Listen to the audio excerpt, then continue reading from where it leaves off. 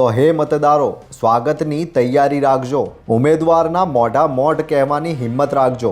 આપણા લોકલાડીલા વડાપ્રધાન નરેન્દ્રભાઈ મોદીની હાલની માદરે વતનની મુલાકાતના પગલે સ્થાનિક સ્વરાજ્યની ચૂંટણીઓની જાહેરાત હાથ વગી છે. લગભગ મિની વિધાનસભાની ચૂંટણી કહી શકાય એટલી સંસ્થાઓની ચૂંટણીઓ આખા ગુજરાતમાં થવા જઈ રહી છે. અમદાવાદ, વડોદરા, સુરત અને રાજકોટ સહિત 15 મહાનગરપાલિકાઓ, 80 કરતાં વધારે નગરપાલિકાઓ મળીને જિલ્લા અને તાલુકાઓની પણ ચૂંટણીઓ માટે રાજ્ય ચૂંટણી પંચ તૈયાર છે. ભાજપ, કોંગ્રેસ અને ત્રીજી આપ પાર્ટી પણ તૈયાર છે. જોકે દિલ્હીવાલી આંટીની જેમ દિલ્હીવાલે અંકલ કેજરીવાલની આપ પાર્ટી ગુજરાતમાં કંઈક વધારે જોરમાં છે. આપના મુખ્ય કેજરીવાલ પંજાબના સીએમ ભગવત માનને લઈને વારંવાર ગુજરાત આવી રહ્યા છે. કોંગ્રેસના રાહુલ બાબા પણ હાલમાં જ આદિવાસીઓને મળીને ગયા અને 31મીએ વડાપ્રધાન મોદી પણ ગુજરાતની મુલાકાતે આવ્યા. તે દર્શાવે છે કે આ ચૂંટણીઓ ભલે સ્થાનિક કક્ષાની હોય પણ 2027ની વિધાનસભા માટે મહત્વની હોવાથી સૌ નેતાઓ અંદાજે 8000 બેઠકોમાંથી બને તેટલી મહત્તમ બેઠકો જીતવા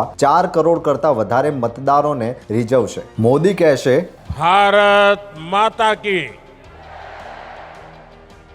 આ મારા વાલા ભાઈઓ અને બહેનો, अगर मेन बात है भैया, इसको हम सब इसकी रक्षा करेंगे, इसको नहीं छोड़ना हमें. અને केजरीवाल राबेता मुजब कहेशे, नौटंकीबाज एक नंबर के केवल नौटंकी करनी आती है. धोखेबाज प्रधानमंत्री, धोखेबाज गृह मंत्री. हमने सबकी बिजली मुफ्त कर दी, घर की बिजली मुफ्त कर दी.